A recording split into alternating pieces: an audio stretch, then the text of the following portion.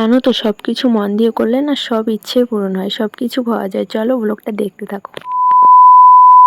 Hello everyone, এখন যাচ্ছি একটু ব্যাংকে, আর ব্যাংকের কাজবাজগুলো সেরে তারপরে বাড়ি যাব।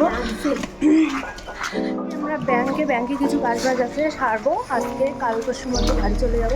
তাই জন্য ব্যাংক যাওয়া, চলো যাওয়া যাক, কন্টিনিউ ব্যাংকে যাব। তার আগে যাব একটু মন্দির। আর দেখো রাস্তাঘাটের কি অবস্থা, জগে কিন্তু আগে এরকম ছিল না, যদিও পাহাড়ের জল, ভুটান থেকে সব জল এসে এরকম অবস্থা এখন।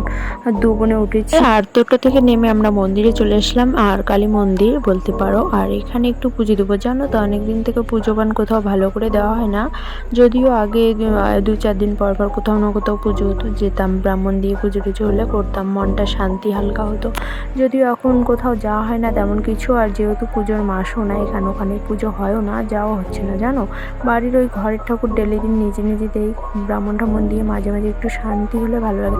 তারপর চলে এসেছি ব্যাংকে, আর ব্যাংকের কাজটাও তাড়াতাড়ি হয়ে গেল। আর ব্যাংকে ভিডিও করা অ্যালাউ নেই, তবু আমরা করছিলাম, বকাই দিয়েছিল লাস্টে।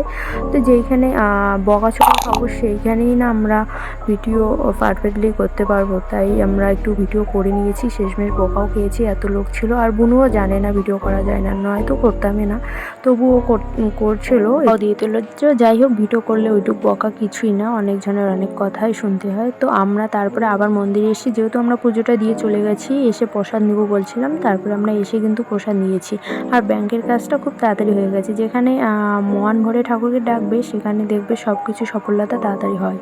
আর যেহেতু যে কাজটা মন ধ্যান দিয়ে ঠাকুরকে ডেকে করবে, মনোযোগ দিয়ে, তাড়াতাড়ি ওটা কাজ হয়ে যায়। তারপরে প্রায় মার্কেট ঢুকে একটু বাজার করলাম, আর এইদিকে আমরা ফুচকাও খেয়ে নিয়েছি ততক্ষণে। আর বাড়ি এসে কিন্তু এগুলো নিয়ে এসেছি, ওগুলো বসে বসে বন্ধুদের ঘরে খেলাম, আর খেয়ে বেরিয়েছি মাঠের দিকে। আর মাঠে একটু হাঁটাহাঁটি করব বলে। জানো তো মাঠে আজকেই শেষ দিন, মানে 1 তারিখ থেকে একদম বন্ধ করে দিবে, কাউকে ঢুকতে দিবে না, এটা যেহেতু সরকারের জায়গা। খুবই পরে চলে এসেছি ঘরে, আর এসে কিন্তু আমি ব্যাগ গোছানো শুরু করে দিয়েছি। কেন বলো তো, কালকে যাচ্ছি আমি বাড়ি, ছেলে তো চলেই গেছে, 1 সপ্তাহ হয়ে গেছে, আমি যাব কালকে সকালের দিকে, তাই জন্য ব্যাগটা গুছিয়ে রাখছি। আর জানো তো খুবই খারাপ লাগছে, মাঠটা কালকে থেকে ঢুকতে দিবে না, কত লোকজন জানো মাঠে সকালবেলা সন্ধ্যাবেলা করে হাঁটে, খুবই খারাপ লাগছে ওটা। যাই হোক, আমাদেরও অসুবিধা হবে, হলে এখন কি করবো, করার কিছু নেই। তো যাই হোক, আমি এখন অনেকগুলো কিন্তু বই নিয়ে নিয়েছি, ছেলে যেহেতু ছুটির হোমওয়ার্ক দিয়েছে অনেকগুলো, ওখানে করবে, নয়তো ওখানেই 1 মাস কাটিয়ে দেবো, বাড়ি এসে তাড়াহুড়া লেগে যাবে।